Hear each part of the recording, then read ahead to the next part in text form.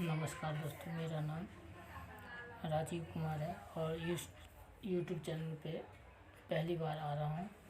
आप लोगों के सामने बुक हमारी वसीयत और विरासत, ये धार्मिक ग्रंथ बुक है जिसमें पंडित श्री राम शर्मा अपने जीवन के बारे में इसमें संक्षेप में लिखे हैं। इनका लेखक है पंडित श्री राम शर्मा और आज हम पढ़ेंगे इनकी पहली विषय इस जीवन यात्रा गंभीर पूर्वक पर्यवेक्षण की आवश्यक। तो आइए स्टार्ट करते हैं। सबसे पहले आप लोग से निवेदन करना चाहते हैं कि इस यूट्यूब चैनल पे नए हैं तो आप सब्सक्राइब कर लीजिए, चैनल को लाइक कर दीजिए और कमेंट करके बताइए कि ये वीडियो कैसा लगा, ऑडियो कैसा लगा। आप लोग के लिए इसी तरह नए नए बुक प्रत्येक दिन लाते रहेंगे। चलिए स्टार्ट करते हैं।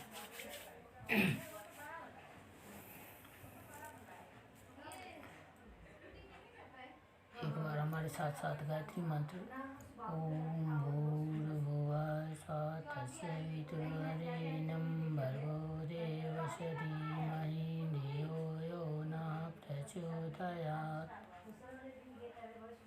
आइए स्टार्ट करते हैं। इस जीवन यात्रा के गंभीर पूर्वक पर्यवेक्षण की आवश्यकता। जिन्हें भले या बुरे क्षेत्र में विशिष्ट व्यक्ति समझा जाता है, उनकी जीवनचर्या के साथ जुड़े हुए घटनाक्रमों को भी जानने की इच्छा होती है। कुतूहल के अतिरिक्त इसके एक अभाव ऐसा भी होता है जिसके सहारे कोई अपने काम आने वाले बात मिल सके। जो हो कथा, साहित्य और जीवनचर्या के सघन संबंध है, वे रोचक भी लगते हैं और अनुभव प्रदान करने की दृष्टि से उपयोगी भी होते हैं। हमारे संबंध में प्रायः आए दिन लोग ऐसी पूछताछ करते रहते हैं, पर और उसे आमतौर से टालते ही रहा गया है। जो प्रत्यक्ष क्रियाकलाप है वे सबके सामने है। लोग वो तो जादू चमत्कार जानना चाहते हैं। हमारे सिद्ध पुरुष होने और अनेकानेक व्यक्तियों को सहज ही हमारे अनुदानों से लाभान्वित होने से उस रहस्य को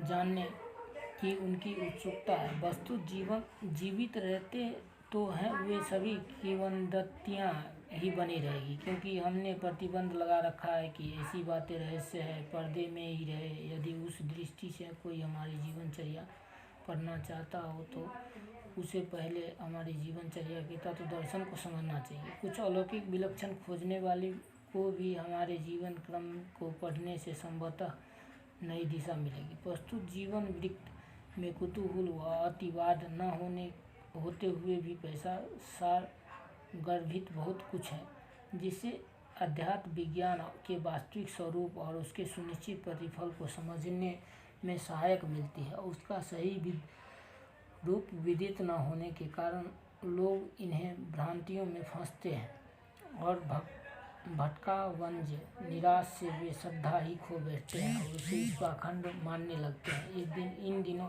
ऐसे प्रच्छन्न नास्तिक की संख्या अत्यधिक है, जिन्होंने कभी उत्साहपूर्वक पूजा पत्री की थी और अब ज्यों त्यों करके चिन्ह पूजा करते हैं। वह भी लकीर पीटने की तरह केवल अभ्यास के वशीभूत होकर आनंद और उत्साह सब कुछ गुम हो गया। उपासना की परिणतियाँ फलश्रुति ही पढ़ी सुनी गई थी, उसमें से कोई कसौटी पर खरी नहीं उतरी तो विश्वास टिकता भी कैसे।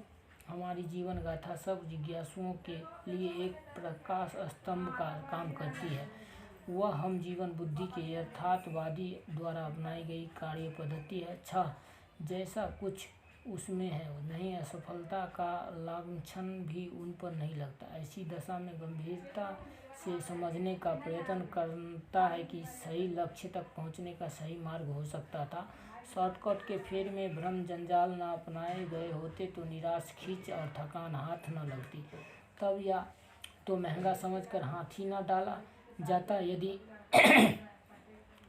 यदि पाना ही था तो उनका मूल्य चुकाने का साहस पहले से ही संजोया गया होता। ऐसा अवसर उन्हें मिला नहीं, इसी को दुर्भाग्य कह सकते हैं। यदि हमारा जीवन पढ़ा गया होता तो उसके साथ साथ यदि ये अंत तक गुत्थे हुए अध्यात्म तत्व दर्शन और क्रिया विधान को समझने का अवसर मिला होता तो निश्चय ही परिच्छन भ्रमग्रस्त लोगों की संख्या इतनी न रही होती जितनी अब है। एक और वर्ग की विवेक दृष्टि वाले यथार्थवादियों का वे ऋषि परंपरा पर विश्वास करते हैं और वे सच्चे मन से विश्वास करते हैं कि वे आत्मबल के धनी थे। उन विभूतियों में उन्होंने अपना, दूसरों का और समस्त विश्व का भला किया था। भौतिक विज्ञान की तुलना में जो अध्यात्म विज्ञान को श्रेष्ठ मानते हैं उनकी एक जिज्ञासा यह भी रहती है कि वास्तविक स्वरूप और विधान क्या है। कहते हैं तो हर कुजरी अपने बेरों को मीठा बताती है, पर कथनी पर विश्वास न करने वालों द्वारा उपलब्धियों का जया जाता है तब प्रतीक होता है कि कौन कितने पानी में। सही क्रिया सही लोग द्वारा सही प्रयोजन के अपनाए जाने पर उनके सत्य परिणाम भी होना ही चाहिए। इस आधार पर जिन्हें ऋषि परंपरा के अध्यात्म का स्वरूप समझा हो, जिन्हें निजी अनुसंधान करने की आवश्यकता नहीं, वे हमारी जीवनचर्या के आदि से अंत तक पढ़ और परख सकते हैं। विगत 60 वर्षों में से प्रत्येक वर्ष इसी प्रयोजन के लिए व्यतीत हुआ, उसके परिणाम भी खुली पुस्तक की तरह सामने है। इन पर गंभीर दृष्टिपात करने पर यह अनुमान निकल सकता है कि सही परिणाम प्राप्त करने वालों ने सही मार्ग भी अवश्य अपनाया होगा। ऐसा अद्भुत मार्ग दूसरों के लिए भी अनुकरणीय हो सकता है। आत्मविद्या और अध्यात्म विज्ञान की गरिमा से जो प्रभावित है उनका पुनर्जीवन देखना चाहते हैं, प्रतिपादनों को परिणति के कसौटी पर कसना चाहते हैं, उन्हें निश्चय ही हमारे दिनचर्या के पृष्ठों पर पर्यवेक्षण संतोषप्रद और समाधान कारक लगता है। प्रत्यक्ष घटनाओं की दृष्टि से कुछ प्रकाशित किए जा रहे प्रसंगों को छोड़कर हमारे जीवन में बहुत विचित्रताएं और विविधताएं नहीं हैं। कुतूहल व्यस्त करने वाले उछल कूद एवं जादू चमत्कारों की भी उसमें गुंजाइश नहीं है। एक सुव्यवस्थित और सुनियोजित ढर्रे के निष्ठापूर्वक समय काटता रहा, इसलिए विचित्रताएं ढूंढने वाले उसमें निराश भी लग सकती है। पर जो घटनाओं के पीछे काम करने वाले तथ्यों और रहस्यों में रुचि लेंगे, उन्हें इतने से ही अध्यात्म सनातन परंपरागत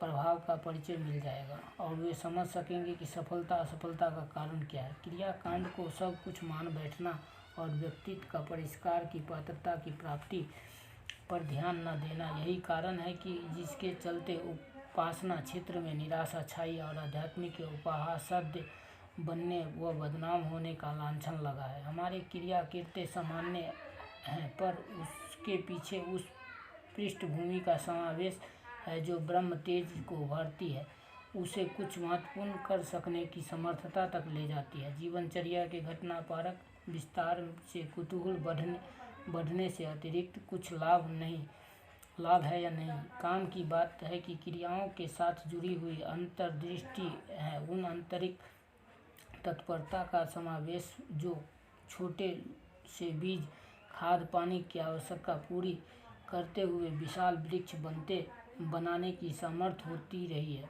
वस्तु साधक का व्यक्तित्व की साधना क्रम में प्राण